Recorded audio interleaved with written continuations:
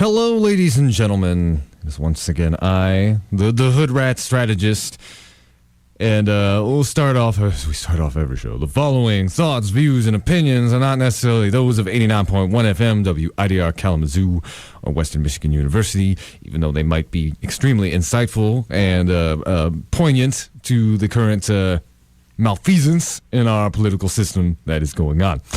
So, we're going to start off this program. We're in the home stretch. And you know what? I'm going to go ahead and turn on the mic because we have a very special special person to introduce today. So this is a dear friend. He is going to be, from henceforth, the co-host of this program. Why don't you introduce yourself, good man? Welcome. Thank you, Hoodrat Strategist. Currently, I don't know. It feels like I'm a nameless person in our political environment today. So, I suppose you can just call me the voice for the voiceless, or the voice. Yeah, well, that's pretty apt. That's poignant. I like that. Has a certain element of poetry to it. I'm not married to that, though. That might change. Yeah, it was just just a little apology, folks. This is one of my lesser prepared shows. I just came in from Washington, and boy, are my facilities a little tired from it. But it's gonna be a loose day. Yeah, very, very loose day. I think we're gonna hit up some of the shenanigans I was up to over the weekend in Washington, and mostly like spotlight some of the alternative presidential candidates. Particularly this week, we're in the home stretch. My friends. 2 weeks. Oh, 2 weeks. Less than 2. It's about 13 days away from the series finale of America. 2 minutes to midnight. 2 minutes to midnight. That's right. But as we do a lot on the show, want to highlight some of the alternative choices mainstream media does not really shed light on. You know, that's been kind of the mission since day one, whether it be national, international, or local issues. Just spotlight things that, you know, traditional media outlets do not spotlight. So focusing in the second hour of the program mostly on Jill Stein, Gary Johnson. There are going to be lots of other choices on the ballot, though. Constitution Party, they're the Socialist Party USA, but they're a different thing on the ticket. Mimi Selitsky and Angela Walker. And so, I'm hoping by the end of the day today, I'll at least run down some of the choices you'll see on the ballot. If you want to do some of your own research before you get there on November 8th, totally understand. For now, we're going to play a short little video. This is just kind of a funny, humorous summary of our current 2016 election, and we'll really get into the juice, the meat of the show. So keep your dial locked. This is the Hoodrat Strategist radio program, only on 89.1 FM, WIDR Kalamazoo, your only source for political revolution.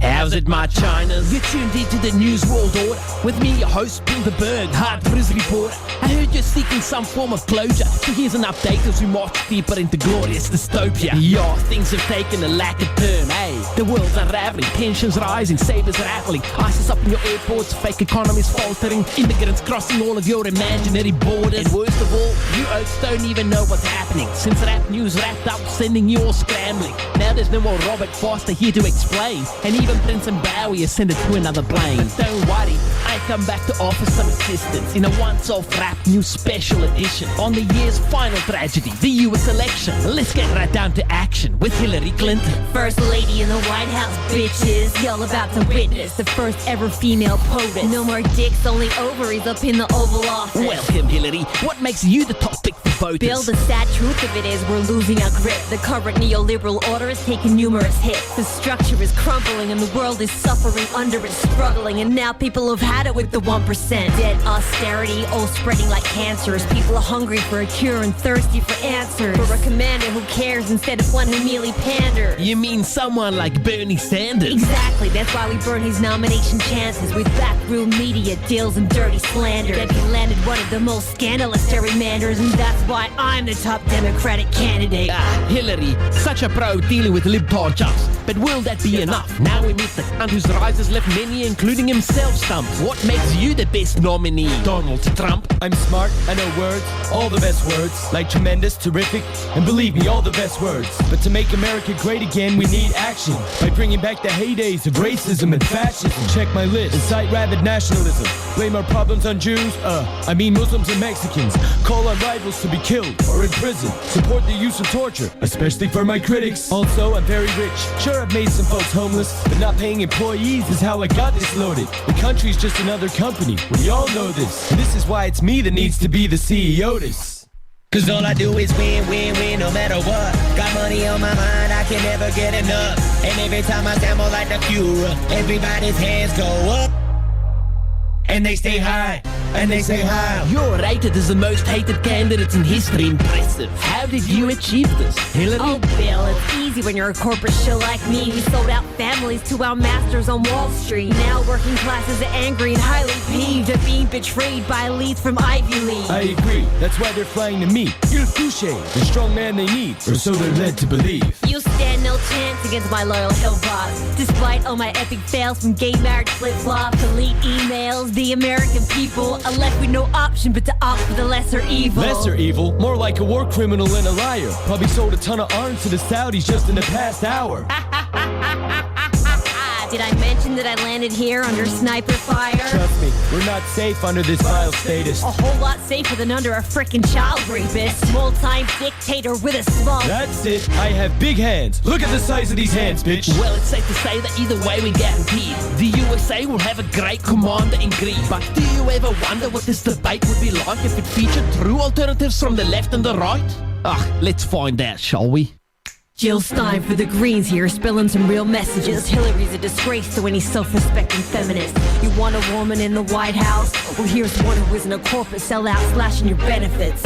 One who doesn't bomb kids in the streets and prop up their oppressors in the Middle East. Or who receives funding from brutal regimes, supports coups in Honduras, then deports refugees. Yo, yo, yo, Gabby Johnson on the mic, what's up? Republicans, dude, you need to lighten up. The GOP's over, that's right, it's done. Forget Aleppo, somebody help me light this blunt. Cause first thing I'll do when I'm the prez is legalize weed and ban income tax instead. Cut the military budget by 43%. Abolish the IRS and dismantle the Fed. If I'm next generation, support marriage equality, embrace immigration, so I can get blazed with everyone of all nations. Honestly, forget these lofty sermons and dreams. The only person with serious policies is Vermin Supreme, working a scheme to fight the zombie apocalypse. Who else will be ready when the monsters storm your metropolis? Then I'll solve this whole energy crisis by putting them zombies on giant hamster wheel devices, defeat ISIS with daily glitter bombing, and kill baby Hitler with time travel technology.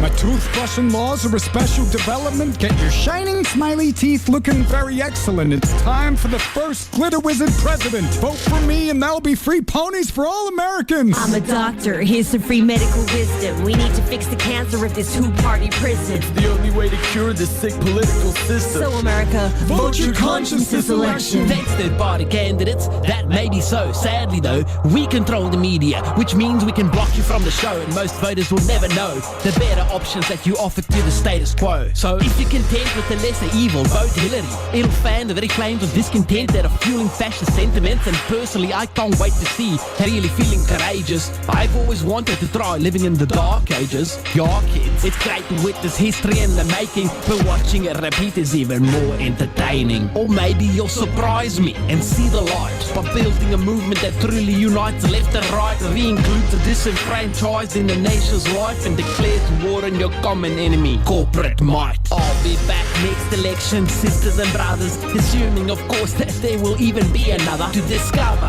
which history you'll choose to write. Till then, Bill the Berg for Rap News. Good night.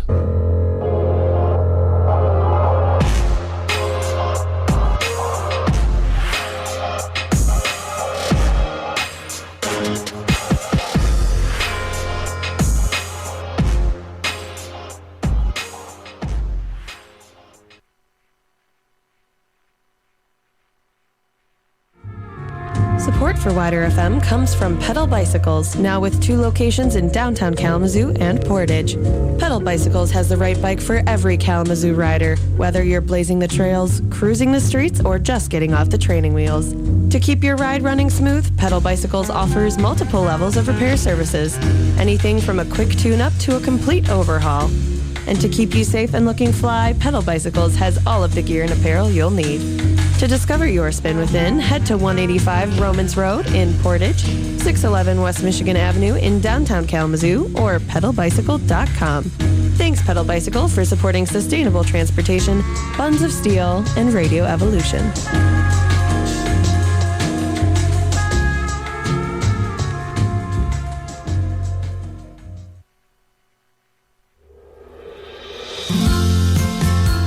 It's time for your weekly RSO Spotlight here on WIDR Kalamazoo. Hi, this is Connor Tovey, president of WMU's Sci-Fi Society. We're a group of people with an interest in science fiction films, books, and other forms of science fiction media. We meet every Saturday in the Bernhard Center, room 204 at 7 p.m. If you'd like more information, feel free to like our Facebook page, Sci-Fi Society at WMU.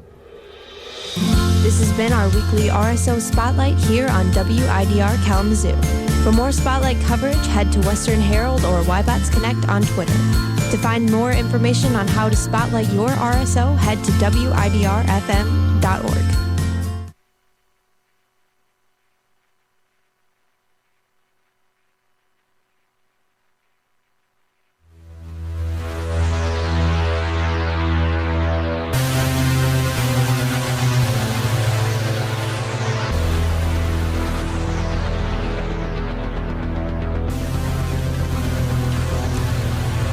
Hello again, listeners. Once again, this is the Hoodrat Strategist radio program where we call out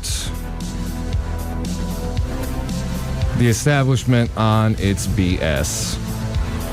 So, well, as I was saying earlier, once again, we got a new co-host here, The Voice. He's going to be joining me week in, week out. Which honestly I think will be a little more interesting. Last few weeks it's just been me yelling about WikiLeaks in the microphone, and like people probably be a little more entertained with some side banter and such. Probably. Oh yes. Oh wait, wonderful. Okay, I was having a little bit of technical stuff because, like I said, this is a little more off the cuff, and I didn't really have. Usually I record all the videos onto my computer before I bring them, so now I'm just crossing my fingers in hopes that the studio internet holds up through the show. So couple things to talk about. First of all, hey, do you know where I spent my weekend? Yeah, you spent it over in DC, didn't you? Yes, that is correct. I did. You traveling hippie? Yeah, traveling hippie that I am. Yes. And we have some coverage and material from that. It was the Take Back Democracy March. Yes, for those of you who don't know, they stole it. It's unconscionable. It's wrong. It's very unfortunate. And so, like, me and a few hundred other activists had to go try to take it back, Ocean's 11 style.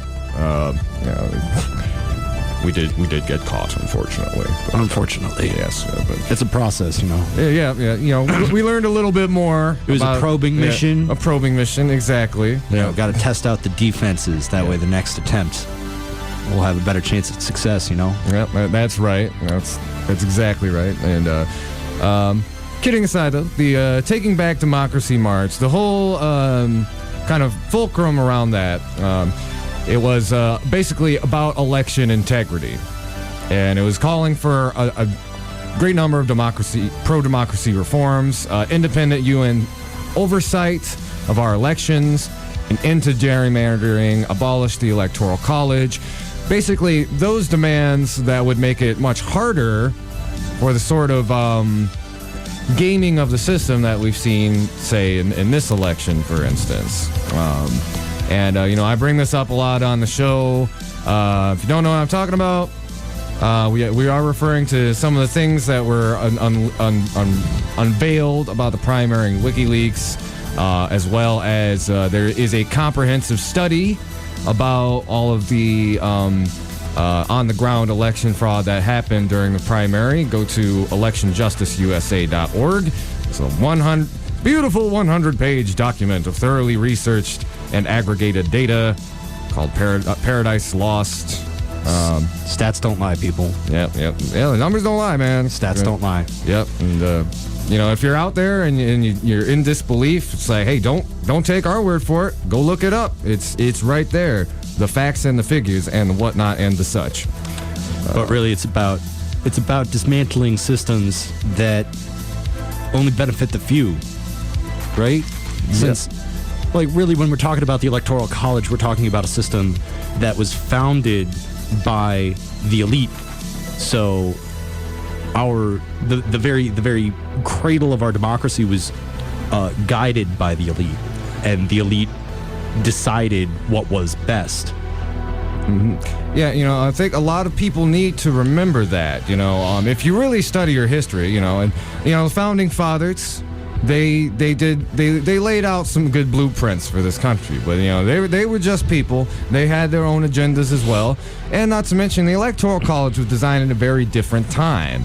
It was a time where you didn't have mass communications, and it was a time that, like, white male landowners, it was culturally accepted. Oh, these are the only people who should have a say. Now, again, it was an established elite class. If you owned an acre of land, you were a member of the quote-unquote political elite, since you had a voice in where the direction of your country was going. The idea of democracy is there, but it's still separating all people. When the preamble of the Constitution, the Constitution itself. If it's the Constitution, Bill of Rights, I can't recall. I always mix them up.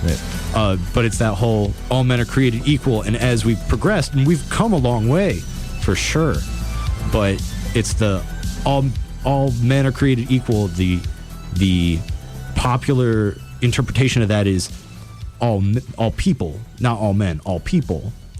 And as we work towards that, we're running into these problems with these established systems when the common view was, when the common view of society was very classist, and it still is in a case. That's true. Yeah, and also worth mentioning, like, expanding a little bit on the whole, like, the time and place, like the kind of the way it was sold to the common folk, the youngness of the nation, is like, oh, well, it's easier to count votes this way, because if you're trying to count, like, all the votes in a very large state, and there is some legitimacy to this argument that they laid out, that it would just be too overwhelming to accurately count all the votes. But funneling votes made sense in a time where mass communication didn't exist, when the fastest communication you had was by horse over 3 days.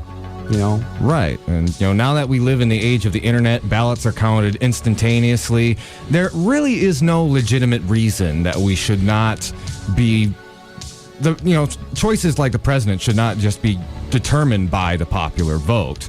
And we've seen this turn elections. I mean, we all remember what happened in 2000, and also it's part of the thing that holds third-party participation back in elections such as this, because everybody is going by this electoral math. So you'll have people who maybe like they would vote for an alternative, like Jill Stein or Gary Johnston, for instance, but even Evan McMullen, who I believe is actually at the top of the polls in Utah. He is. So he's currently within margin of error.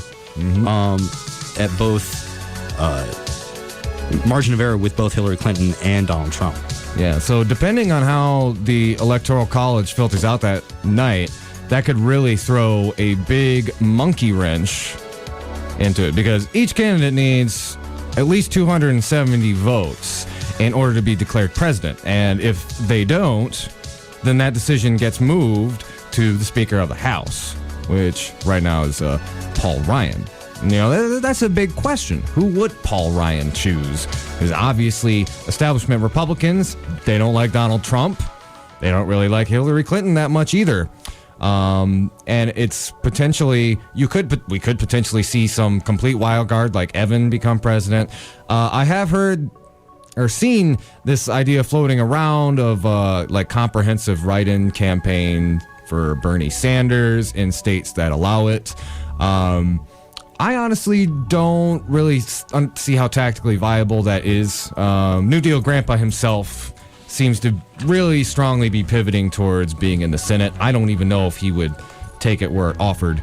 But, and plus, let us remember, the Republicans and Democrats are largely funded by the same money. They're not going to turn around and be like, well, we get to pick someone besides Donald and Hillary. Let's pick. It was the greatest magic trick of the 90s. Yeah, exactly. Oh, yeah, the greatest magic trick of the 90s. Bill Clinton shifted the party to the center right, pushing out the Republicans. Right. Simply just by adopting popular social policies. Mm-hmm. And, I think there's a famous Chris Hedges quote about that. It's like, the Bill Clinton turned the Democrats into the Republicans and made the Republicans insane. And by the way, I will say that with a little bit of a caveat. I got in like an online argument with a Republican friend of mine because I posted that quote. And I make a very solid distinction between politicians and the actual rank and file Democrats and Republicans. There's nothing wrong with those people, usually, but the people who represent us by and large, they're disconnected. They're disconnected. Yeah. Both parties are completely disconnected from their bases. Yeah. You've seen it. We've seen it the entire election. Like we saw the rise of Trump. Like no mainstream media coverage ever. They were all trying to knock down Trump every single time. Like every single time he won a state, they tried to knock him down. But he kept on winning. Yep. He played off that anger, that discontent with the party representatives and their base. Base isn't happy with their representatives. That's right. And it's the same thing with Bernie Sanders. Bernie Sanders, same story, except in a different direction. Mm-hmm. And, it should be noted, this is kind of an anecdotal thing, but as I was road tripping between Michigan and Washington, I would say the Trump signs outweigh the Hillary signs at least like 20-1. That's rural versus city. Yeah. Like the red versus the red states versus the blue states really does just come down to rural versus urban. Mm-hmm. And let's remember that too. There's this great, if we get a chance, we might play it later, but it's this video by The Guardian that they visit one of the poorest, it was the district that had the most overwhelming support for Trump in the primaries, and it was this very poor coal mining town in West Virginia. And, it's important to note that, like, what they really uncover is that now, who are these people who supported Trump overwhelmingly? Were they a bunch of, like, xenophobic racists who hated the gays or No. All of these were just desperately poor white people, like, interviewing people who collect cans and sell them by the pound in order to make enough money to survive. And, there's this great quote I love in the interview where this representative, she's like represents their district. She grew up there. She knows the struggle that's going on in this town. And they pick up her dad, and he says like, "Oh yeah, I voted for the black Obama feller in 08 and 2012. I'm voting for Trump this time because they are desperate for whoever can promise them substantive change." Strongman rhetoric does that. Yep. And whereas say like Obama, he had hope. And so did Bernie Sanders. That's what he was selling in his platform. That's why he won West Virginia to a pretty overwhelming degree. Now, if you remember back in the primaries, Clinton went down there and essentially gave them some BS about how the coal industry was going to somehow come back, even though she said, like, literally before that, we're shutting coal down. And Bernie came in there was a lot more realistically about it. He told them, coal's not coming back, but we will not leave you behind. We will find some way to, make sure that you're taken care of. It was a progressive message. Yes. It, simply put, one of the reasons why we have these poor coal mining areas is because we as a society have not put in money or effort to figure out how to redevelop these areas. That's correct. They, like I said, they just get completely left behind. And when they see somebody like, Hillary Clinton come into their area who is, a very talented politician, but, the American people, they know when someone's not being genuine. Now, not to say that Trump is being genuine. Far from it. I've said on the show before, he's basically a snake oil salesman. He is basically? Is.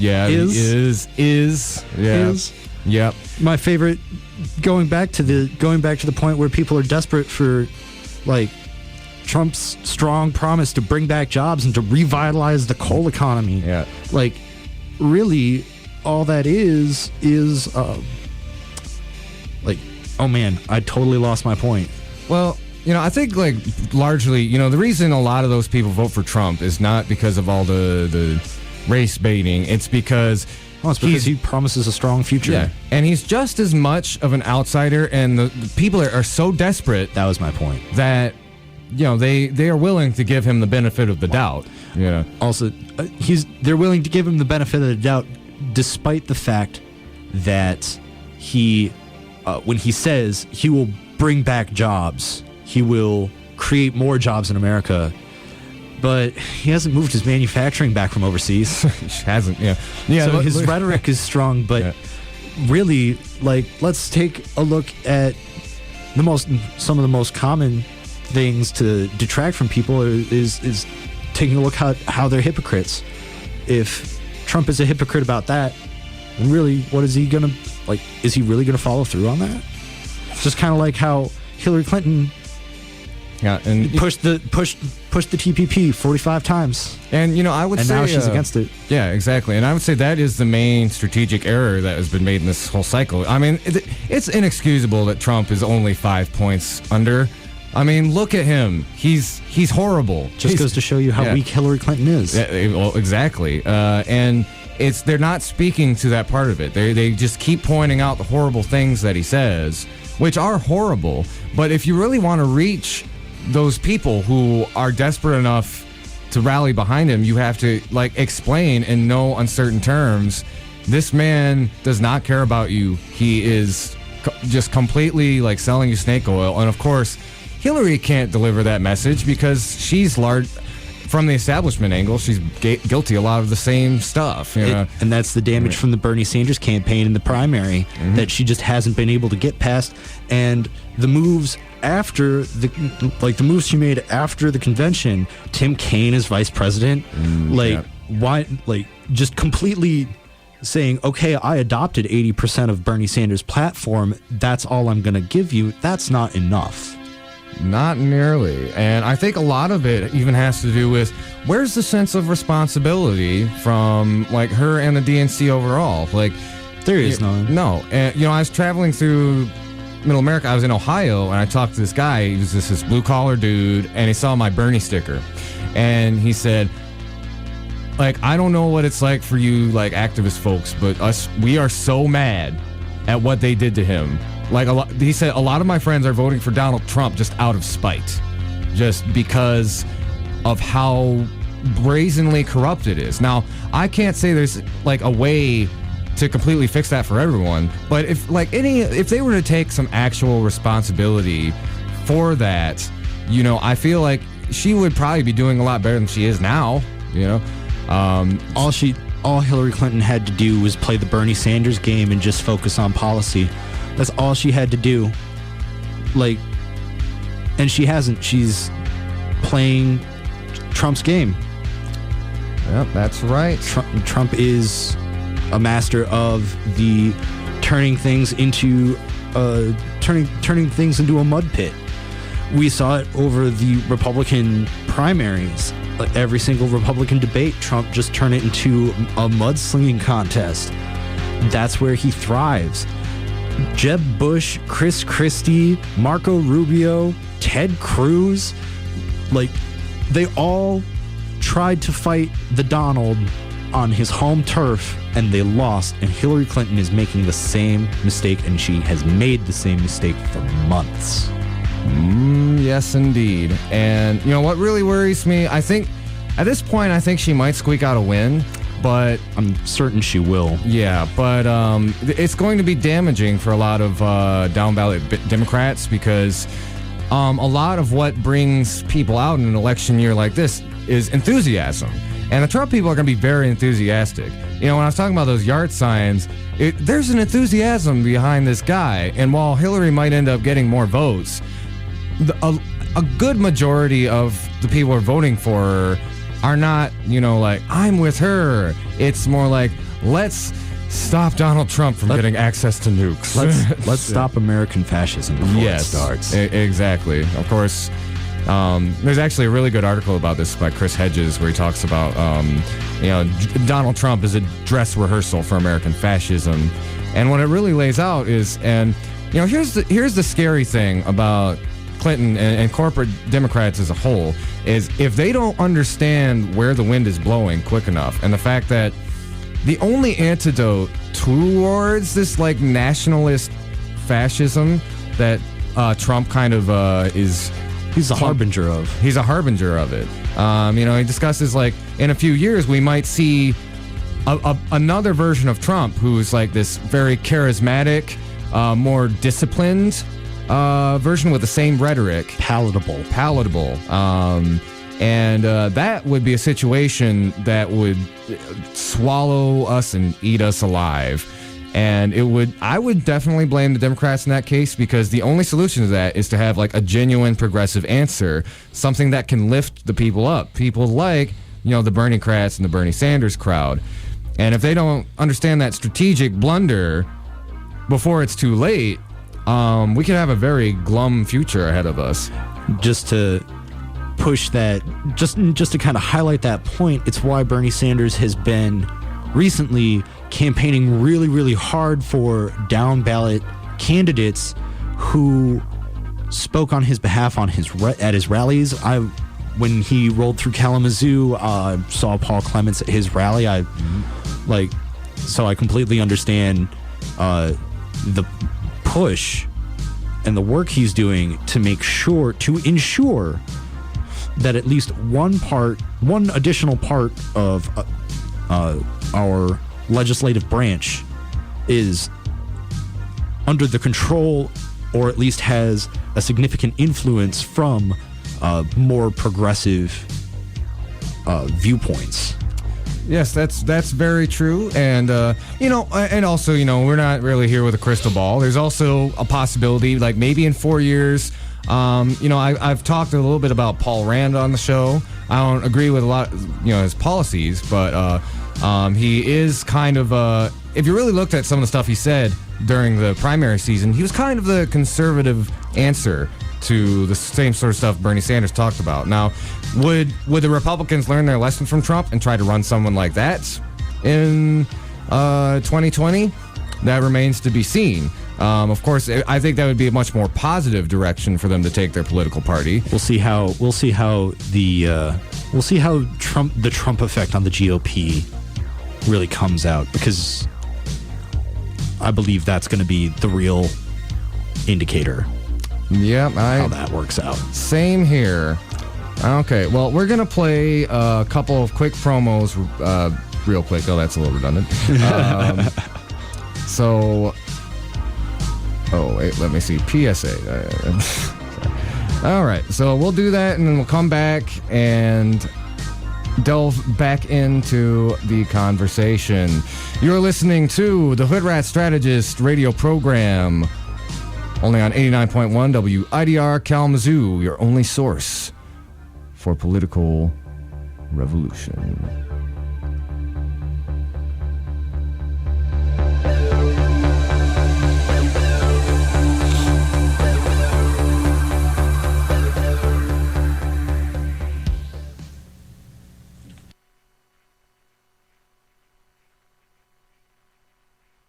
WIDR is in need of street team members. Don't know what it means to be a street team member? Well, here's what it means. As a street team member, you will have the opportunity to help promote the station and all the events that we put on around Western's campus. You will gain behind-the-scenes access to awesome events and real-world marketing and promotional experience. For more information, go to widrfm.org and click on the Get Involved page.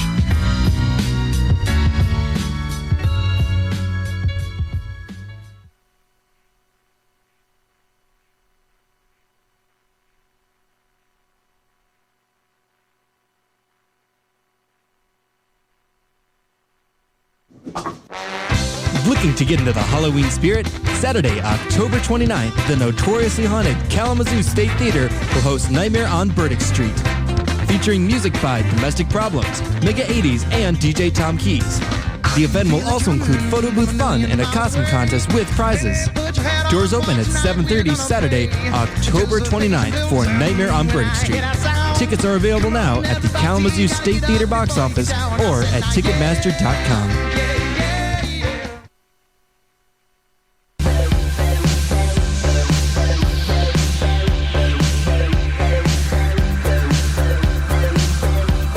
Short musical break, ladies and gentlemen. I gotta get a couple of ducks in a row, and then we shall be right back.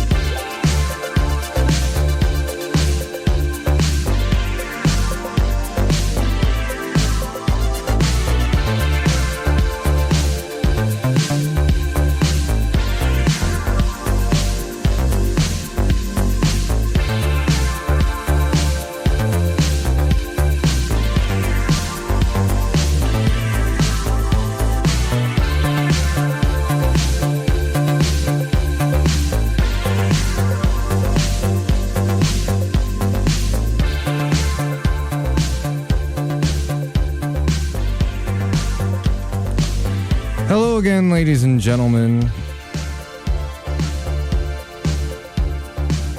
Let me see what we got coming up next.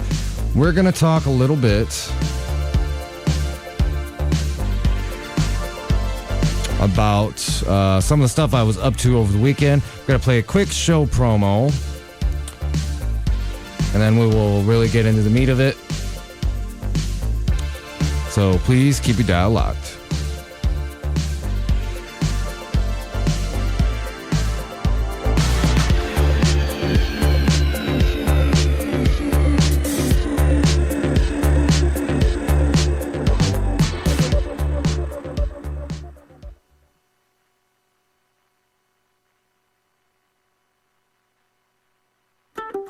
For the last 3 years, the Coffee Shop Soundtrack has been bringing you some of the freshest music to help kickstart your day. And now we're going local. Join me, DJ Enzo, every Wednesday morning from 8 to 10 as I introduce my new segment, Local Brew, where I invite local musicians into the studio to chat over coffee and play some of their original music. Now you can enjoy live music at work, in your car, or even in the comfort of your own home.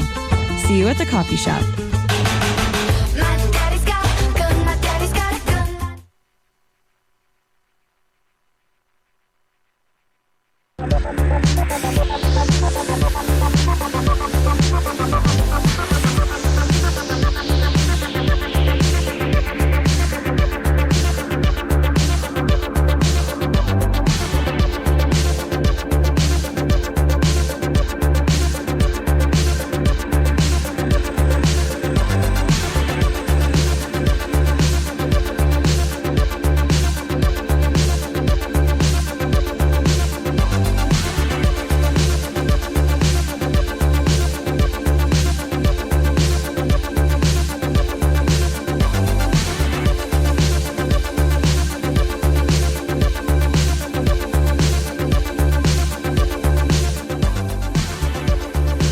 Hello again, ladies and gentlemen. We're going to go ahead and talk a little bit about some of what I got up to while I was in Washington. So there was the rally, which one thing I will say before I move on, something I noticed is, a lot of the marchers were really, it was very Jill Stein centric. I've seen this happen in a couple of different demonstrations I've gone to since the convention. It also kind of happened at the Enough is Enough rally over in Hollywood, which I would say, I've supported Jill Stein through the election, and honestly, my vote is, I still haven't decided whether to vote for her or Mimi Selitsky yet, but what I will say is, I feel like after the election, it will be better for us to focus more on outside of these figurehead politics. I love Jill Stein, but the fights that we were directed towards, the election integrity, all that, are outside of simply stumping for a particular political candidate. So what I'm going to play now, this is from the following day. I met Arn Menconi. He is the Green Party senatorial candidate out of Colorado, and he was organizing some direct action over the weekend. I was part of a group of about 8 people. We were all arrested on the Capitol steps for protesting the state of perpetual warfare that our military has been engaged in for essentially the majority of most of our listeners' lifetimes. So I'm going to go ahead and play a video. This was recorded, kind of a post-mortem that night with some of the activists who were arrested that day. So I'll go ahead and play that, and Arn Menconi, the senatorial candidate, will also speak a little bit towards the reasoning behind the protest.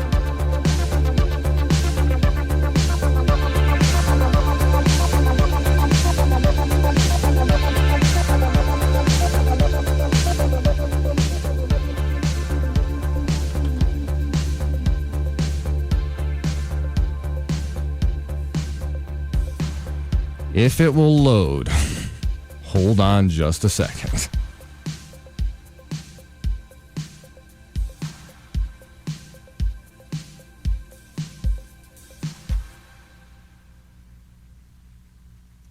Oh, I think it's coming. Oh my goodness. Well, while we're waiting for the video to load, I'll tell you a little bit more about the circumstances around the arrest. So, Arn's speech the previous day spoke a lot about the military-industrial complex and the fact that we have all of these extra, sort of extrajudicial conflicts going on nearly all the time. We're engaged in war we've been engaged in war in Afghanistan, Iraq, Libya, Yemen, Somalia, Syria, and there's one other one, which that really speaks to. Okay, all right. I think the video was about to start. Hold on, just a moment. Perhaps the internet is too slow. Let us find out. I am Arn Menconi, and I'm here in Washington.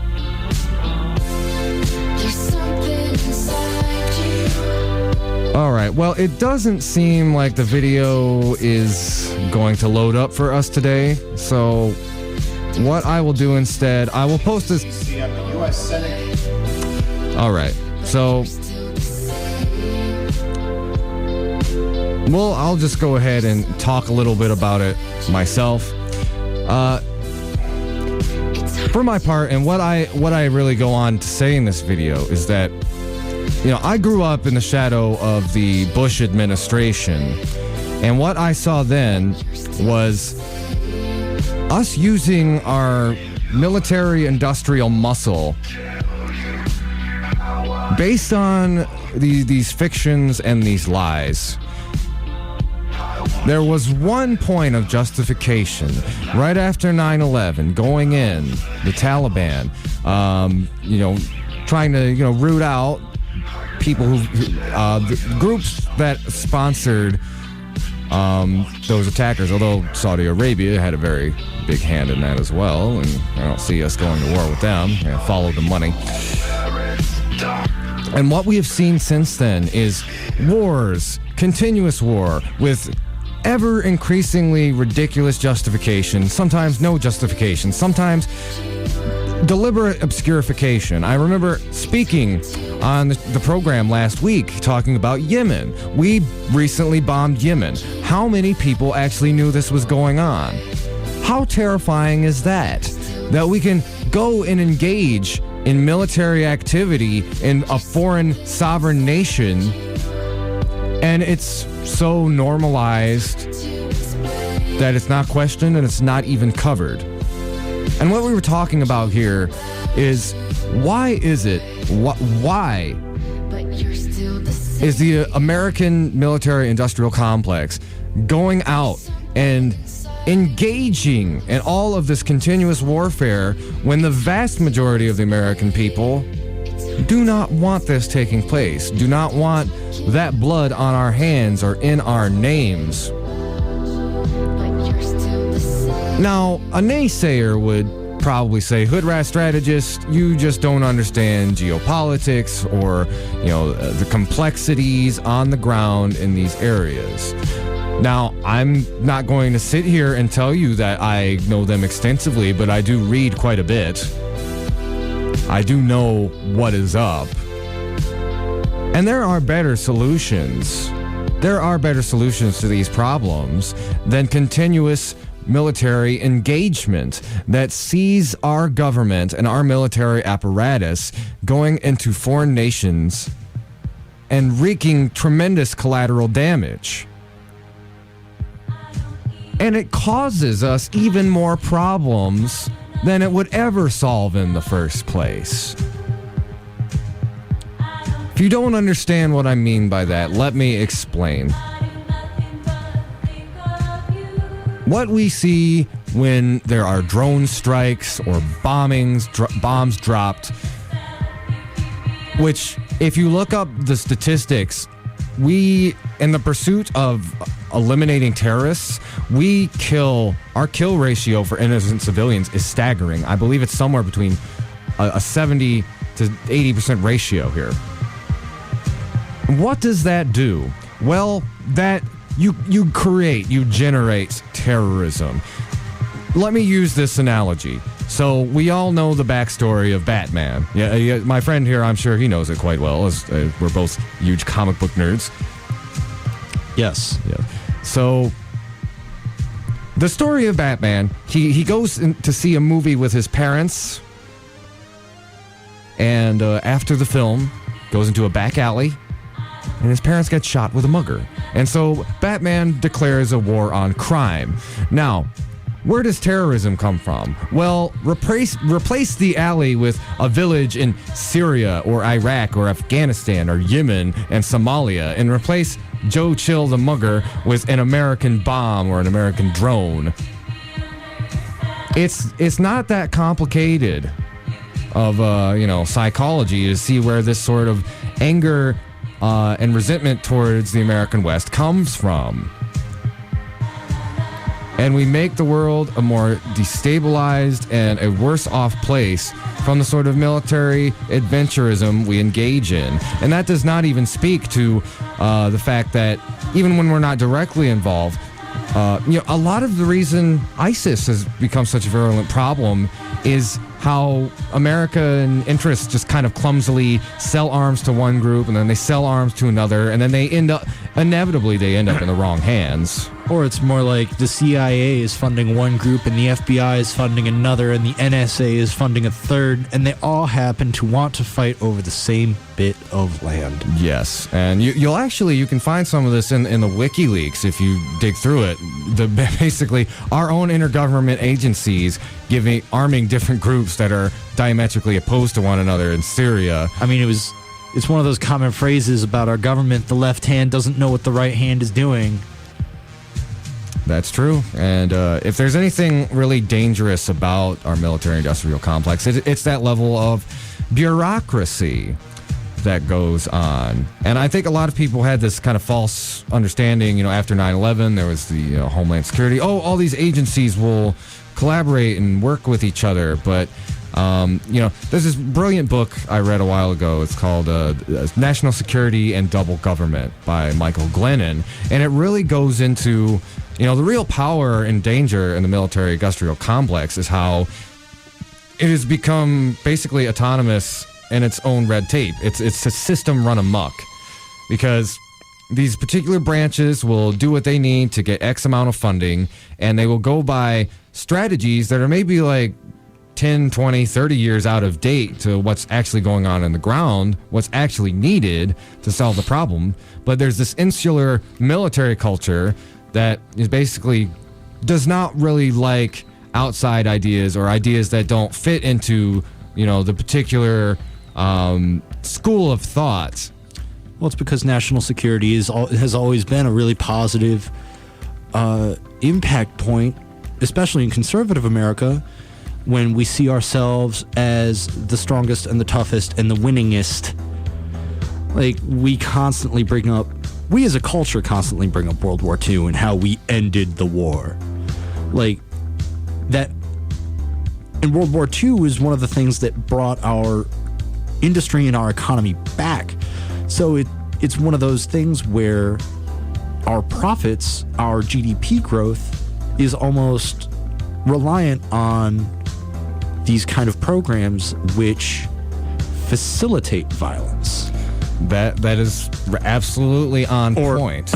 Or as I'm going to reveal right now that I'm a huge nerd, as the Ferengi would say. War is good for business. Yep. War is good for business. The rule of acquisition right after that is peace is good for business. Yeah. So. Yeah. It's really just about seizing the opportunity. Well, it's funny because even when Jill Stein, she kind of talks about it within a capitalistic framework as well. Like, hey, war is good for business. Peace could be good for business too. Have everybody build green energy and the whole Green New Deal. Let's revitalize our infrastructure with new technologies. Come on, guys. Yeah. And even though this was one of my biggest criticisms of Sanders. He didn't really have a strong pro-peace foreign policy.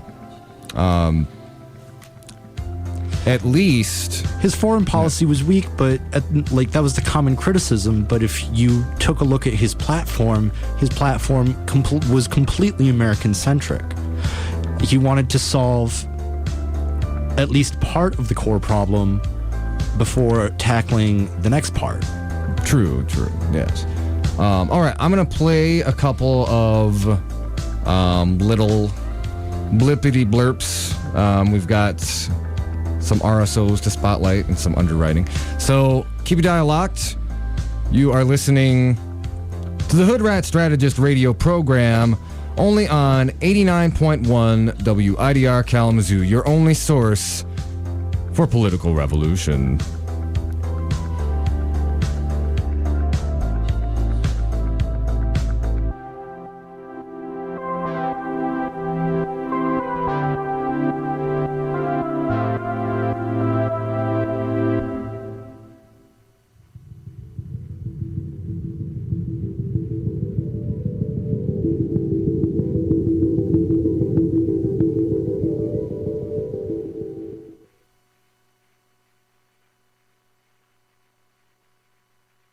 But I want to say one thing to the American people.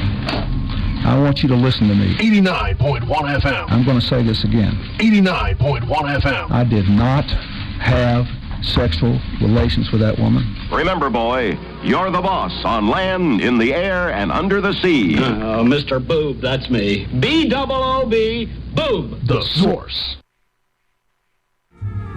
Support for Wider FM comes from Pedal Bicycles, now with 2 locations in downtown Kalamazoo and Portage. Pedal Bicycles has the right bike for every Kalamazoo rider, whether you're blazing the trails, cruising the streets, or just getting off the training wheels. To keep your ride running smooth, Pedal Bicycles offers multiple levels of repair services, anything from a quick tune-up to a complete overhaul.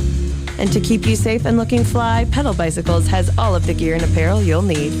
To discover your spin within, head to 185 Romans Road in Portage, 611 West Michigan Avenue in downtown Kalamazoo, or pedalbicycle.com. Thanks, Pedal Bicycle, for supporting sustainable transportation, Buns of Steel, and Radio Evolution.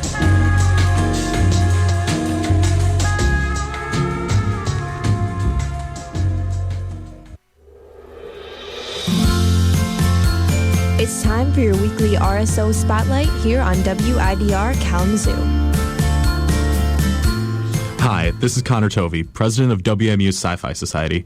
We're a group of people with an interest in science fiction films, books, and other forms of science fiction media. We meet every Saturday in the Bernhard Center, room 204 at 7 p.m.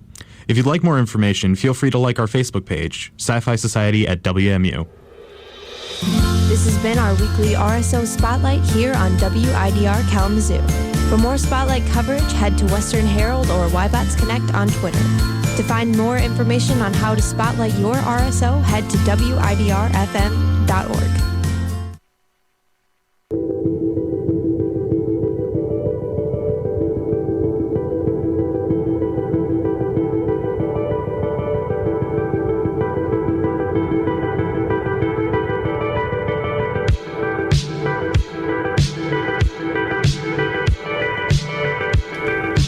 Enjoy the music interlude, everyone. I've got a couple housekeeping things to do, and then we will be right back.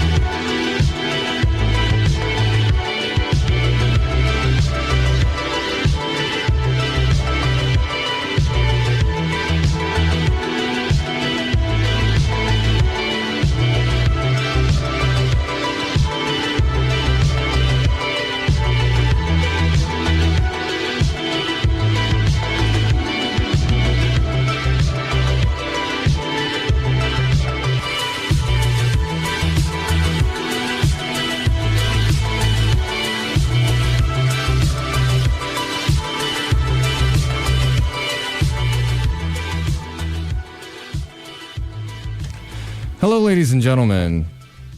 We are back. This is the Hoodrat Strategist radio program. So, now that I pointed it out, this is a video that I really wanted to point out to you guys, and I thought I would go ahead and play it on the air. After that, maybe we'll feature some videos from Jill Stein and Gary Johnson. Just, give them their last chance to speak coming up towards the 2016 election. But this is very important, and I think it speaks to what we were talking about with the whole Trump phenomenon, and how, for my part, I am all about, we need a transpartisan movement to knock these corrupt fools out the box. That's what I've always been about, not ideologies, ideas, not red versus blue, Republican versus Democrat, green versus libertarian. On both sides, we all agree that the establishment is disconnected. That's right. The common trend this election season is that the establishment is disconnected from the people. Yeah. And so what I wanted to really throw out there is, like, I detest Trump, but I have no problem with his supporters. And I've seen a lot of stuff online, a lot of angry, we won't forget you had those signs in your yard after the election, or I'm unfriending everyone I know who likes Donald Trump. The reasons people buy into the Trump phenomenon are far more nuanced than them just being racist or falling into his rhetoric. And I really wanted to play this video because I thought it was very important in kind of explaining that. I'll go ahead and play it. Maybe me and my buddy here will have a little bit of commentary afterward. So here it is.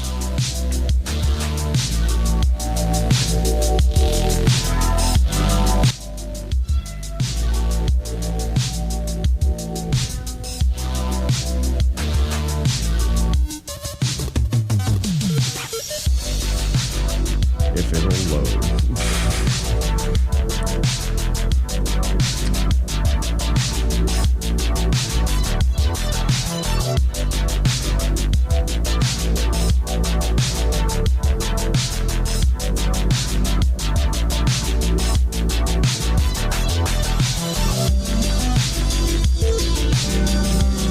This was a county that has paid its dues to the state, and the state has deserted us. You don't have food. You don't know where your next meal's going to come from.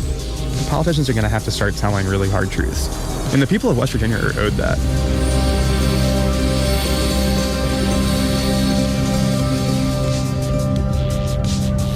McDowell County, West Virginia isn't a typical stop on the campaign trail. This isn't a bellwether county, and it's not in a battleground state.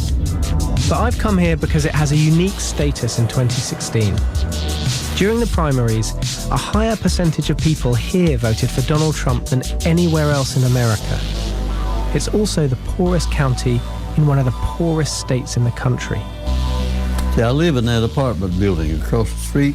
I get up in the morning, come over here at 8, make me some coffee, read my paper, and kill time. Ed Shepard is 92. His gas station stopped pumping in 1995. Up this main street, there wasn't an empty building that didn't have a prosperous business in it. But little by little, they began to close one after the other. And now it's down to a ghost town, a ghost county, really. When was the last time someone stopped and asked you for some help? Oh, I don't know, 4 or 5 days ago, I don't remember exact.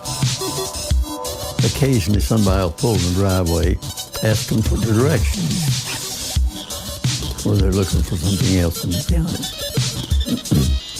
All the good activity is gone, and we're just sitting here now. I want to find more people who are still clinging on in McDowell. I asked for a tour from Sabrina Schrader, an anti-poverty campaigner up for re-election to the House of Delegates in the next-door county. Born and raised in McDowell, she introduces me to people from her childhood. Alma McNeely used to have a good factory job. Now she recycles cans for extra money. When I was little, there was plenty of jobs. You got timbering and coal mines, and people at putting in filling stations, working on cars and stuff. Coal field's gone. They done timbered everything else, so that leaves about everybody gone. Where do you pick up cans from? Road, anywhere. How much is it by pound? I think it's 45 cents now.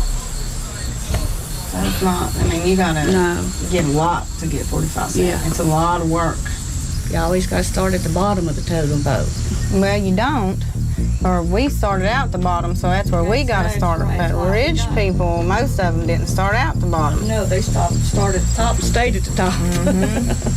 So it's impossible for them to have our perspective and understand what to do to help millions of poor people when they haven't been for themselves. They can't design a system that's going to help us.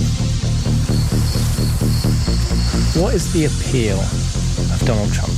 People are desperate for hope. Trump says, I'm going to make America great again. And they want to believe something good. They'll do just about anything for a job because they want to feed their families. So they're getting tricked, they're getting manipulated, and they believe things are different than what they are. Schrader spends a lot of time educating McDowell voters, including her grandfather. No, there's my pawpaw. There? Yeah, right down the window. Yeah, it's my pawpaw. Hey, Papa, you need a ride? Yeah. All right, well, hop on in. Yep. How you doing? We're good, you? What do you think of Donald Trump? I hope we get it. Why? Huh? Why? Why he'll get our coal mine down and tap, and he'll Donald get he'll put our coal mine back. Because that's what the news is saying, but the news is not reporting the whole truth. I vote for that black guy 2 times. Obama. Barack Obama. Yeah, my papa's a Democrat. Because you're in the United Mine Workers of America, aren't you? Union worker. My papa was a coal miner. I worked 26 years in coal mine. 26 years. I ain't dead yet. Thank God. Have a good. Love you, Papa. Schrader's grandfather was among the tens of thousands of miners who had well-paid jobs in McDowell. It was once the coal capital of America. I'm just an old coal miner and I labor for my bread. But most of those jobs vanished here in the 1960s and 70s, when machines replaced humans. The few remaining coal mines are struggling because of restrictions on carbon emissions and much cheaper natural gas produced through fracking. The future of the coal industry is bleak, but that's not a message McDowell wants to hear. We're going to put a lot of coal miners and coal companies out of business. Those 15 words are haunting Clinton in coal country, but her campaign says she was taken out of context. I'm the only candidate which has a policy about how to bring economic opportunity using clean, renewable energy as the key into coal country. Because we're going to put a lot of coal miners and coal companies out of business. She said, I'm going to put the miners and the mines out of business. That's a tough one to explain, wouldn't you say? We're going to put the miners back to work. We're going to put the miners back to work. We're going to get those mines open. Coal country. 5 days after that speech, Trump won a stunning 91.5% of Republican primary votes in McDowell. It's unsurprising that his bold promises have traction in a place in such steep decline. Life expectancy for men is lower than it was in 1980 and is now on a par with Ethiopia. There used to be 100,000 people here.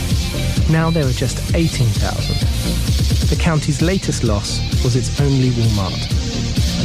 Store closed at 7 p.m. Thursday the 28th, January 2016. And now it's closed. Nothing to replace it. This is now where McDowell residents buy household goods, along with these. Are they selling well, the Donald Trump t-shirts? Yeah, we sell them all the time. All the time, sell. Because he's in for the coal. He's for the coal people. I mean, I hope he gets in there. So if you don't have one of those jobs in the coal mines, or you don't work in McDonald's or Wendy's, which are the other two places, what do? You can go sign up on a check. I mean, a lot of people around here got laid off. Miners got laid off. You know, they give them opportunities to send them to school. They pay them to go to school and learn another trade. So, you know, okay, well, some of these guys are old, you know. They can't go to school. Hell, most of them can't even read and write. God, I've lived here all my life. It's just worse, gets worse and worse and worse. It's going to get worse. They think it's bad now. This to do which has anything.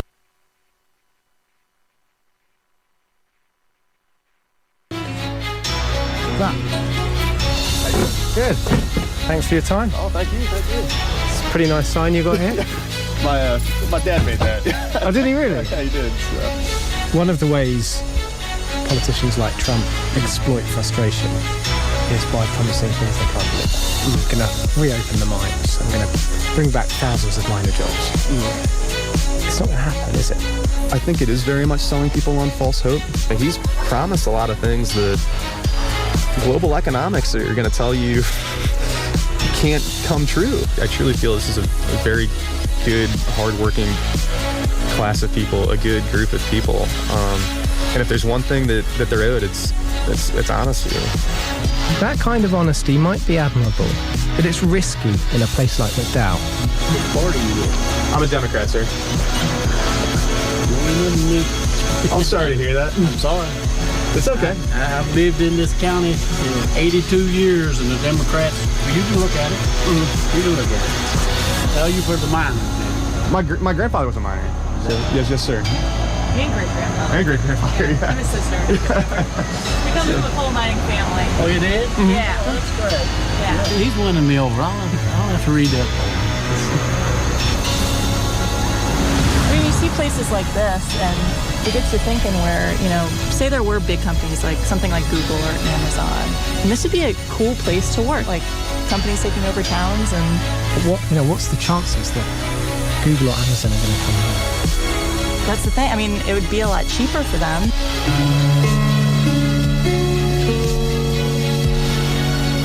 Do you think whoever ends up in the White House can make a difference? I think the President of the United States wouldn't have the remotest idea where the hell McDowell County was to start with.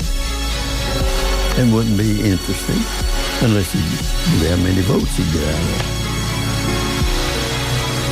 Politicians are politicians. They make promises and never keep them.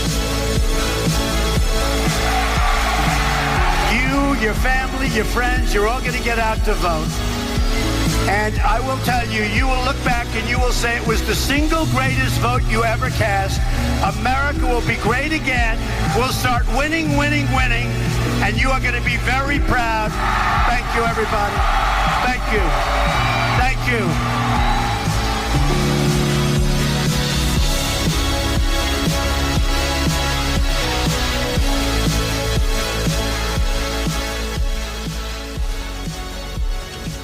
All right. Well, do you have anything else to add to kind of like the context of that video? I know we talked about it a little bit before we actually played it. So Donald Trump has the best words. He just the he best. has the best words. He has the best words. All of his words are tremendous. Tremendous words. Tremendous all right? words. Yeah, They're just the best words. He has the best plans. But anyway, the video, the Guardian video, it strikes along the same chord. There was an article posted to Cracked a couple days ago by David Wong, titled, it's Cracked, so all the titles are clickbaity, but it's like 6 reasons why people are voting for Trump, or something like that.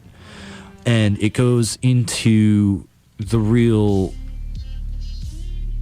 desperate grasp for stability felt by rural communities, especially rural communities whom we've abandoned, coal mining, coal communities, a lot of manufacturing communities that were built around auto plants and straight up industry that have died completely, and their desperate cry for stability and strongman rhetoric is always good.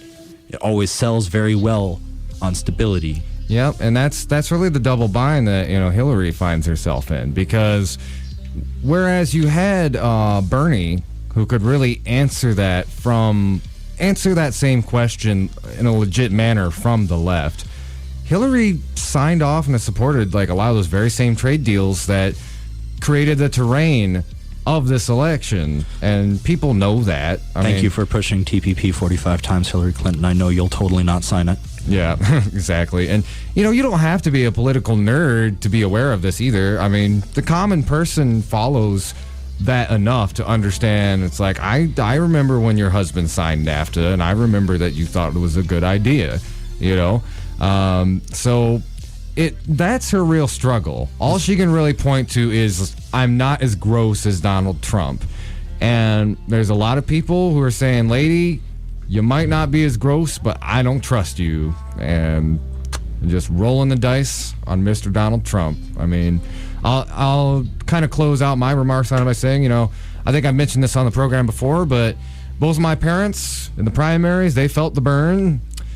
My dad, he just did early voting. He voted for Donald Trump because he wasn't looking to go. And by the way, that was the first. Bernie Sanders was the first Democrat, or at least non-Republican, my dad's voted for in my lifetime.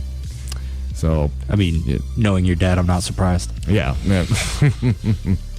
But yeah, so that's the weird situation we're in. Neither of them like Hillary. Neither of them like Trump. But my mom voted for Hillary to stop Trump, but my dad voted for Trump to stop Hillary. Way to go, families that cancel each other out. Yeah, there you go. So I'm going to go ahead and play a spot, and I think we'll kind of pivot to some third-party stuff. Make sure we get that in there.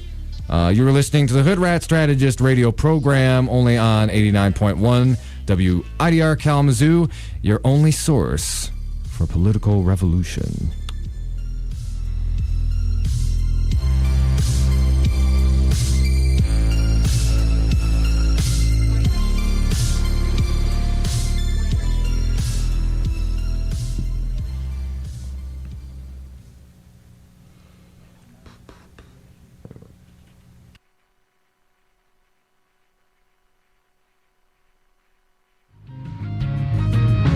DIT Kalamazoo is a collective of individuals in Kalamazoo that seek to help the community's art scene thrive by providing venues for shows, organizing concerts, and booking a wide variety of music and art, both local and out of town. To find out more, feel free to visit ditkalamazoo.com to stay up to date on local shows and events.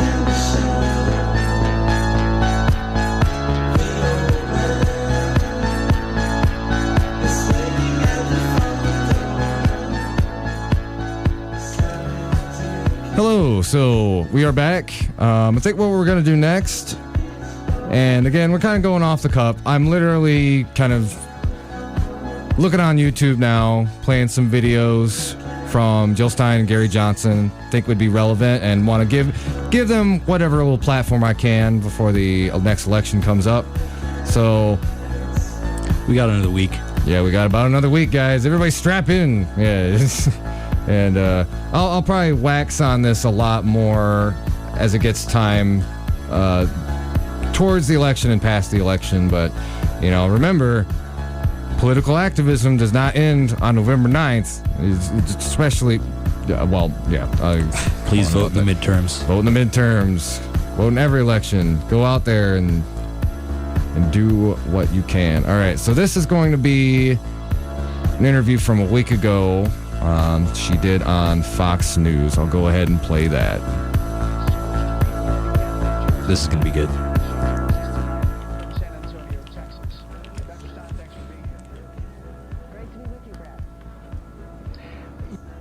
First Green Party candidate Jill Stein. She joins us tonight from San Antonio, Texas. Dr. Stein, thanks for being here. Great to be with you, Brett. Your thoughts on this race, how it's shaping up, and what you're trying to do with your campaign? Well, I think the American people have made it very clear what they think of this race, which is that it's not about them. This is a mockery of our democracy. These are the most disliked and untrusted candidates in our history. Even their own supporters, according to polls, don't really support them. They just really dislike the other major party candidate. And the American people are screaming for more voices and more choices. There are 4 candidates that are on the ballot. In America, we not only have a right to vote, we have a right to know who we can vote for. And I encourage people to go to my social media site, Dr. Jill Stein, that's Dr. Jill Stein, and join us for a real open debate. We will be crashing the party and actually answering the questions that Donald and Hillary refuse to answer so that they can keep talking about who's the greater crook. Dr. Stein, I know you've been following this email investigation. I know you've weighed in on it a bunch. I follow you on Twitter. One of the tweets was on Friday. You said the DNC had already selected Clinton before the primary began. Every vote for Clinton is a rubber stamp for elitist corruption. Are you seeing things in these WikiLeaks emails that are problematic for you? And tell us your feelings. Well, I think the WikiLeaks emails confirm what we have seen previously. The DNC leaks at the time of the Democratic National Convention showed that there was a lot of collusion going on behind closed doors, that Bernie Sanders' campaign was basically sabotaged, what could have been a very strong and winning campaign, and that the DNC was collaborating with the Hillary Clinton campaign and with some members of the big media in order to smear Sanders and to really tilt the playing field against him. In terms of emails, we've also seen that, Hillary chose to make half of the volume of her emails as Secretary of State secret. And, what are you doing as Secretary of State? You have that much discretionary time that half of your emails can be rendered about your private business and therefore taken off of the public record. So yeah, there's a lot to be concerned of, but it's not just Hillary, obviously. It's Donald as well, and we've seen that Donald is refusing to release his tax returns. Now we've seen that Donald is the sexual predator that he has bragged about being, that he has been offshoring his jobs, even while he talks about, objecting to these trade agreements that offshore our jobs. So we've got 2 candidates who are representing, the economic elite, while the American people are being thrown under the bus. I'm the only candidate in this race that is not poisoned by big lobbyist money, big corporate money, and a super PAC. So I'm actually standing up for what the American people need and deserve: an emergency jobs program to solve the emergency of climate change, bailing out a generation of young people locked in debt like we did for the crooks on Wall Street, free public higher education, etc. This is what we need, and it is within our reach. Yeah, first of all, obviously Hillary Clinton says she has been transparent, and that's obviously for people to look at and analyze on their own, and Donald Trump has denied these allegations. You, last time you were with us on Center Seat, said that you were disappointed that climate change and the environment hasn't come up in debates. Someone who I imagine that you line up with on this issue is former Vice President Al Gore, who was campaigning with Hillary Clinton in Florida. Take a listen. Your vote really, really, really counts a lot. You can consider me as an exhibit A of that truth. Elections have consequences. Your vote counts. Your vote has consequences. So he went on to say that votes for Ralph Nader in Florida cost him the election in 2000. Your thoughts on that and how he lines up with you? Well, we're in a different place than 2000, but let's just say in 2000, the real votes were the votes that Al Gore could not win for himself, which actually defected over to the Republican Party and to George Bush's campaign. Ralph Nader's votes were a tiny fraction of that, and if you were going to blame Nader, you could blame every independent political party, each of which got more than the margin of difference. So the solution to a democracy on life support is not less democracy. Two establishment state parties, that are okay, and we can't have any political opposition. That is two-party tyranny. That's not what democracy looks like. In this race, we actually have 4 choices, and the American people are actually screaming for those choices. And 76% of Americans are saying we need an open debate. They want to know who the other candidates are. Guys like Al Gore, are telling the American people, be good little boys and girls and take your marching orders from the political pundits and the party operatives. Well, you know what? They've been throwing us under the bus. And the American people have stood up and said, we don't buy it. We're tired of a rigged economy, and we're tired of the rigged political system that keeps us stuck in that rigged economy. The name of the game is getting the word out. We came up in the polls, from 4% to 12% among independents as the word is beginning to spread, despite the media blackout. And kudos, of course, to Fox for not being a part of that complete blackout. But we've had a tiny fraction of the exposure on media. Americans deserve to know who they can vote for. You have a voice here. You've been on this show a couple of times. We enjoyed having you on, and we appreciate it. And we'll see you down the trail.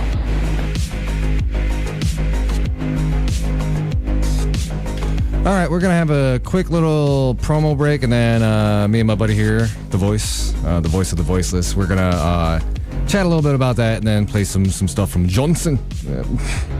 Feel the Johnson. All right.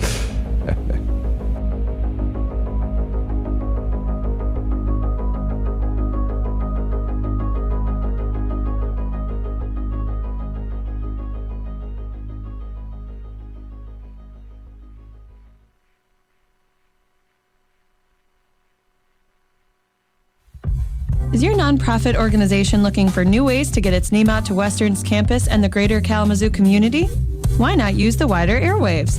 For more information on how we can work together to promote your organization and events, go to widerfm.org and click on the airtime and sponsorship page under the support tab.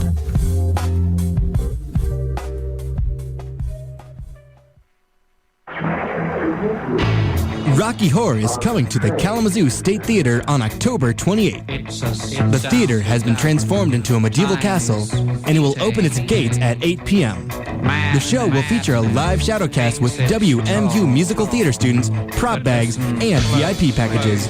For more information about tickets and the student discount policy, you can head to the State Theater box office or Ticketmaster.com.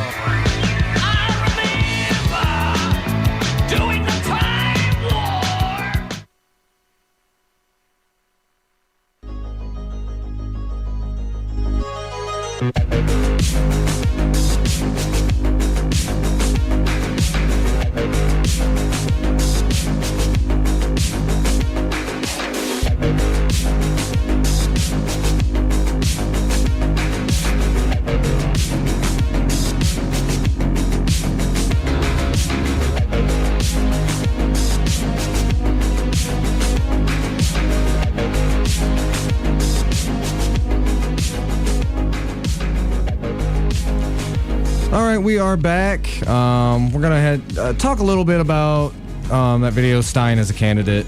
I think one of the things we were talking about during the break was okay, so a lot of you out there have probably heard all this stuff about like lesser evil voting, strategic voting, and do you want so-and-so to win?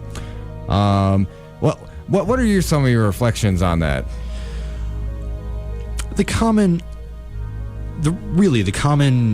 attack line when I tell people that I am considering not voting for one of the major parties and instead voting third party is, well, you're handing a vote over to opposition party.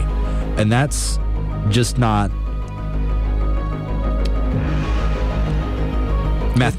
super mathematically accurate, I want to say, because it's one of those things where a vote for Trump is a vote for Trump. A vote for Hillary is a vote for Hillary.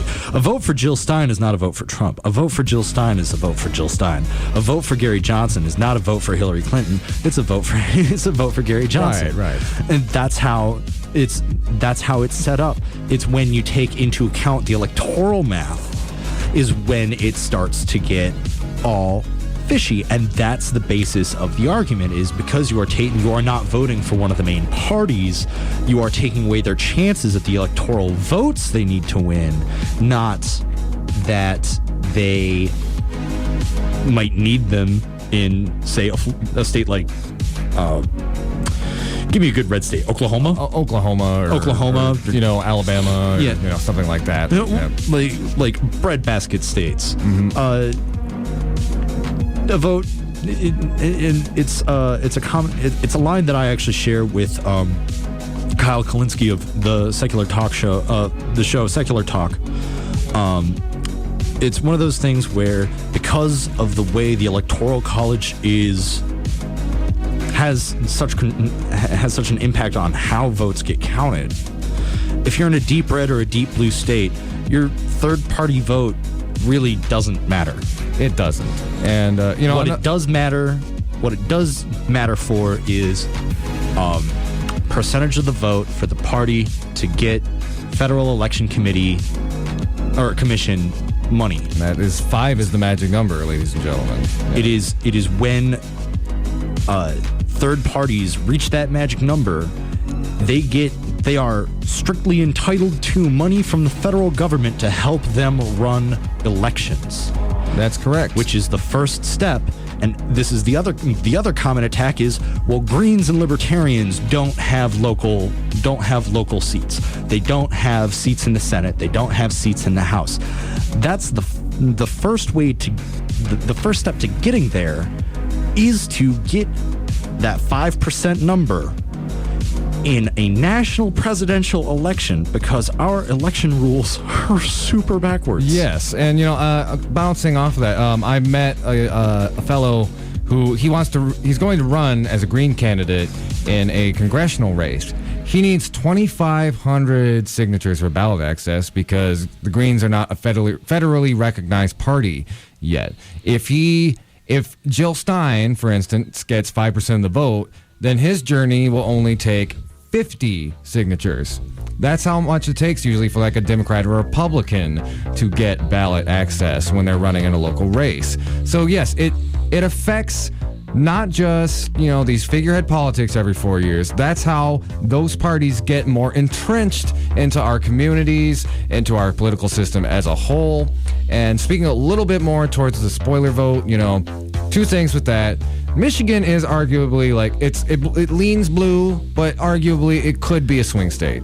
And for those people out there, currently it's not. So I would say feel safe to vote your conscience. Thanks, Detroit. Yeah, exactly. Seriously, thanks, Detroit. But what I would say is this: if you do live in a swing state and you're listening to this, you're not trapped into voting for Hillary or Trump. If you feel really worried about your vote being a spoiler vote, find a conservative friend who is voting for Trump, convince them to vote for Johnson, or just find somebody who's voted for Johnson. You're basically matching your votes together, so you're not helping either of those candidates win in our crappy, screwed up electoral college system, which really should be abolished.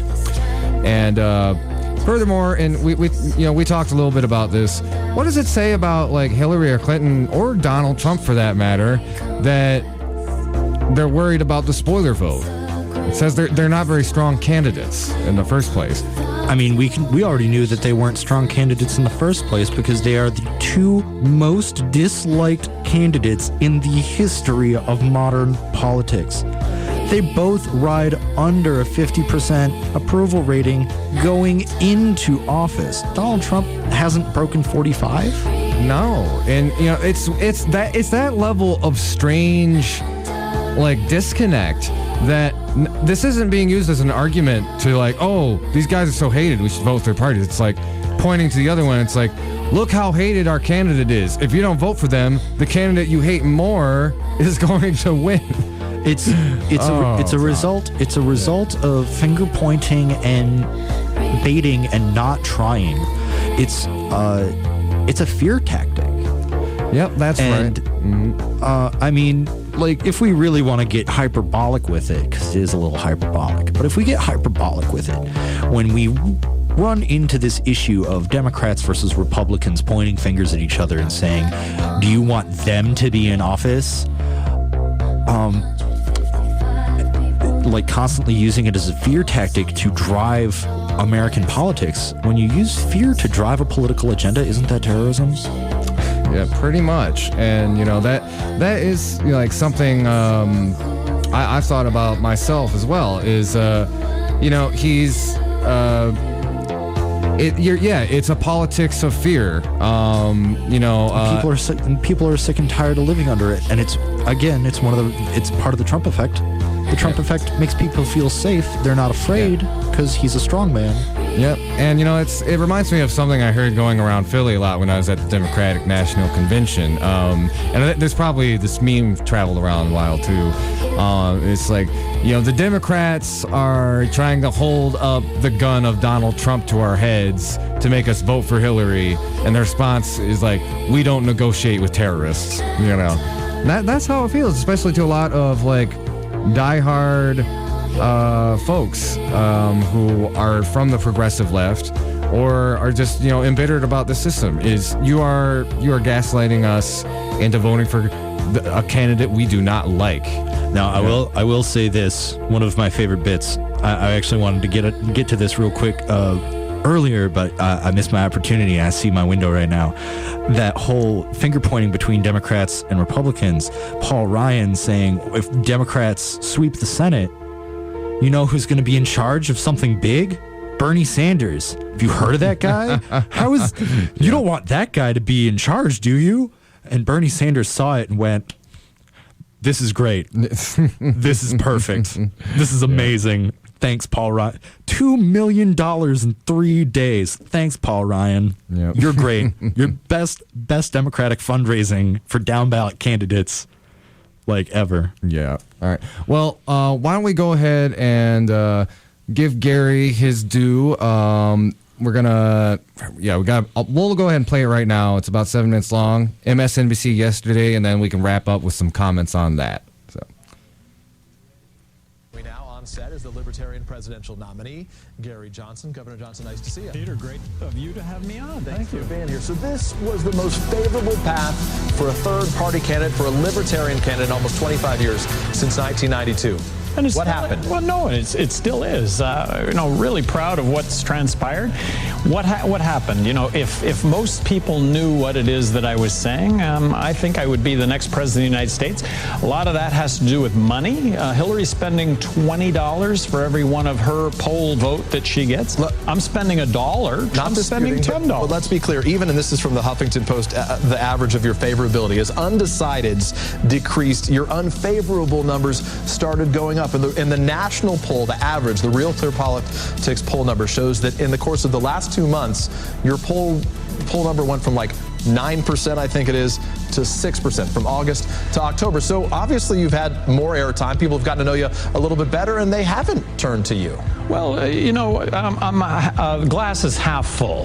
Where is the voice for being fiscally conservative, socially inclusive, skeptical when it comes to military interventions and free trade? So are they not responding to you, or are they not responding to your message? Which is it? Well, I don't think we've been given the time that the other two candidates have. The presidential debates. Look, not to be whiny about this, but Ross Perot was polling lower than I was when he was allowed into the presidential debates. Now he was polling higher, then he dropped out, then he was polling lower, and he was allowed into the debates because Bush and Clinton both thought it would be to their advantage. In the simplest of terms, then, if the Libertarian Party couldn't make it in this cycle with the disappointment, the disinterest, the disapproval of these two major party nominees, then when will it be the moment for the Libertarian Party? Well, you can say that it is right now. I mean, a 5% threshold would be a game changer for the Libertarian Party.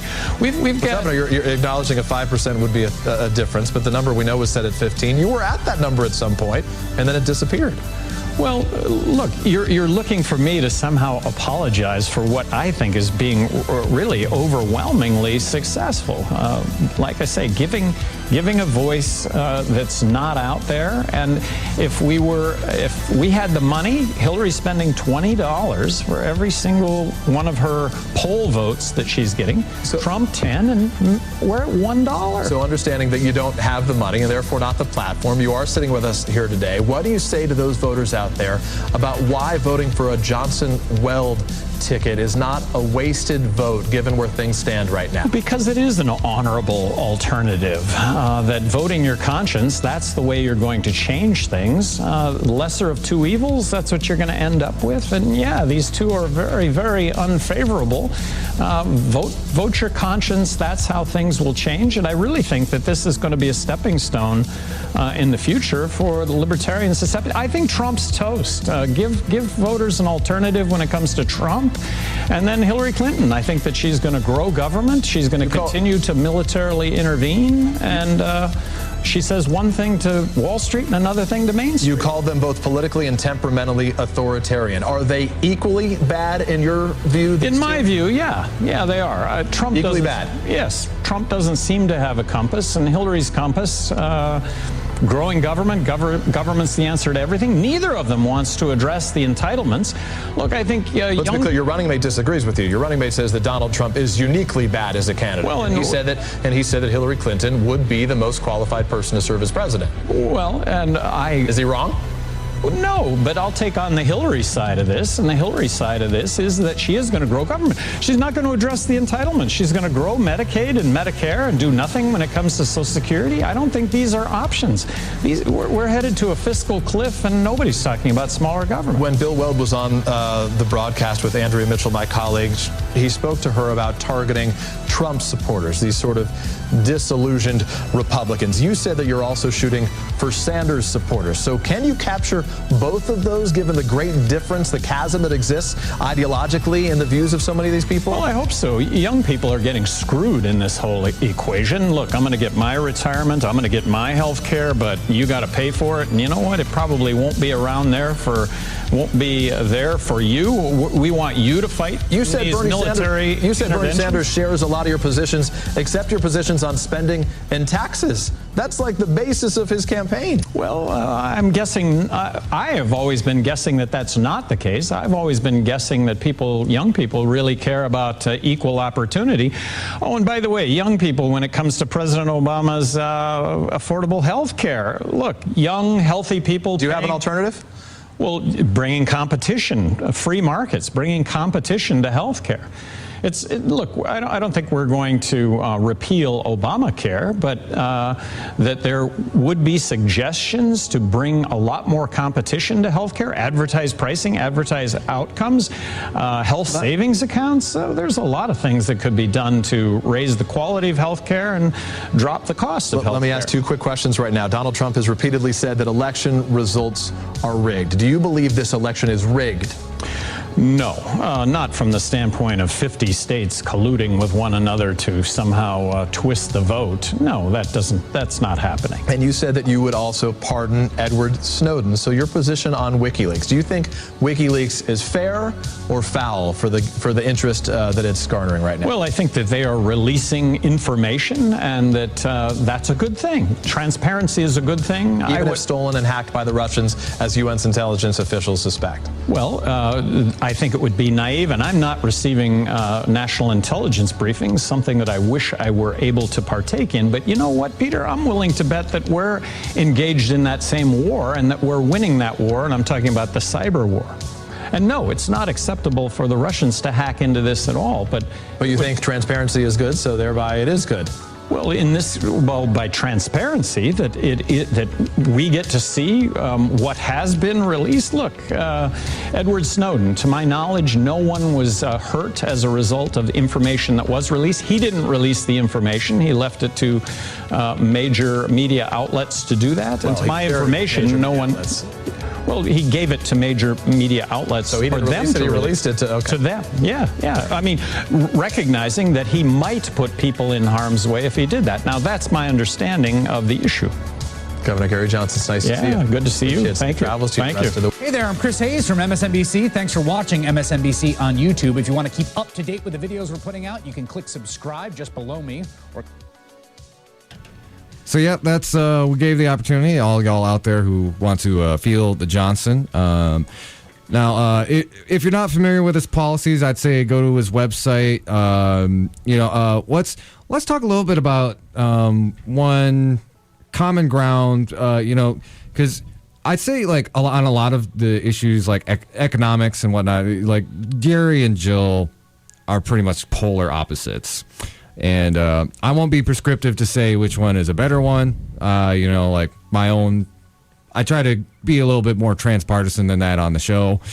But I mean, there's wiggle room and room for compromise in both. Yeah, like neither of those plans, just like any plan that goes into Capitol Hill, is not going to come out exactly the same as it went in. Mm-hmm. And I will take a moment, just my biggest issue with Jill and Gary. So with Jill, it's the GMO thing. When with Gary, it's his support for the TPP. And what I'm referencing there, so start with Jill Stein. She's got her platform calls for a very hardline stance on GMOs, which I don't think neither me nor my friend here really like Monsanto that much. Nope. No, having a monopoly that basically is instructive over most of the planet's agriculture is scary and stupid. If you, it's one of those things. It's like, what are your basic needs? Food, water, shelter. There's one company that controls a lot of one of those basic needs. It's a lot of power in one place, man. Oh yeah. That being said, her platform calls for a moratorium on GMOs. And it's not very nuanced. It's kind of, I'll say it, kind of dumb, really. I mean, it's kind of like implementing a full ban on the entry of Muslims into America. Yeah. That's kind of where I can shoot it to. Yeah. It's a dumb idea. There's no nuance to it. Yeah, and GMOs do good things. I mean, ask Neil deGrasse Tyson or any of the actual experts in the fields, and some of my more leftist friends may what is it? Not scoff, but scoff is actually probably a good word. Yeah, scoff. Scoff is the word. Yeah. They'd probably just go, yeah, and that is scoffing. But when it comes to for me, it's really science first, and I don't go as far as Jill Stein is definitely not anti-science, but I think that it would call for a more nuanced platform than just having a moratorium. We need to break up the monopoly of Monsanto, that's for sure. But GMOs aren't the problem. It's the corporations and how they use GMOs. Yes, definitely. Mm-hmm. With Gary Johnson, I mean, it's the TPP. TPP, man. I just don't get it. Because here's the thing: if you're a libertarian, the whole thing with the TPP, okay, we get it. Libertarians like free trade. But the TPP removes sovereignty, our sovereign powers from the American people and their government. And what's less libertarian than that? What do you think? Just well, maybe explain that a little bit more. So the whole thing with the TPP, that's probably the worst thing, if you've heard about this part of the TPP, is that a tribunal basically made up by multinational corporations make determinations on basically it gives corporations power to sue sovereign governments over their decisions. So if a city says, oh, we don't want to use this chemical because it's been determined that it's dangerous and it can hurt our children, but it's cheaper to use that chemical instead of the safer one, so the company sees a hurt in its profits in that specific country. Well, why are you trying to hurt our profits intentionally? It's it's a direct headbutting of corporations and the regulatory bodies that are supposed to essentially rein them in. Right. And for a political party whose main mantra is don't tread on me, that allows some very powerful entities to tread the heck all over all of us. So I mean, I can't recall which dystopian sci-fi universe I'm thinking of, but there's definitely one where oh no, it's probably Idiocracy. Never mind. Yeah. So let's talk about the things they have in common, though, that I think I really like about both of them is they're both non-interventionist. Yep. And that's something you didn't even see necessarily from like Mr. Sanders. It's certainly neither of the candidates running now. Trump is going to bomb out of Trump people. is going to Trump is going to bomb the families of the terrorists. He's straight up said that he wants to bomb innocents. Yeah. And that's how you stop terrorism. That is the opposite. That is the opposite way to stop terrorism. And Hillary's never met a war she didn't like. Her tenure as Secretary of State shows How's that Gaddafi? Yeah, Gaddafi, or like, hey, how's Honduras doing? And just what she's doing right now, where she's baiting Russia into a proxy war. Baiting, yeah. Baiting? Are you sure we're not already there? Well, let's hope we're not, but she's basically baiting Russia into a proxy war because they're, supposedly they're airing their dirty laundry, but there's actually really no evidence of that. Like, you hear, guys, I know you're going to hear this on the mainstream media all the time, but there is no evidence that Russia fired those emails. And here's the information I have. A lot of them came from Guccifer 2.0, who's Romanian. That's the hacker. A lot of them were leaked by people inside the DNC. And the Podesta thing, this is funny. But Hoodrat. But yes. Our government intelligence agencies have told us that it's Russia. Oh, so it must be true. Are those the same guys that they're WMDs in Iraq? Yeah. Crap. It's almost like they have an agenda. Almost like they do. Oh, goodness. Yeah.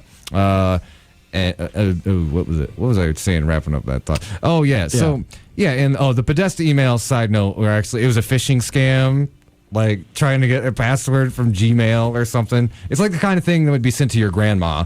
Dear Sir or Miss, I am Nigerian Prince. Please send me bank account. Oh, by the way, there's also a WikiLeaks that shows like the Hillary people thought the servers were protected because they had Secret Service agents posted next to them. So like these people have the technological literacy of that grandmother that calls you up to ask you how to boot up the Windows. Well, I mean, it's part of that Hollywood. The biggest threat to our server is probably a USB stick delivered in person and not, a backdoor worm. Yeah.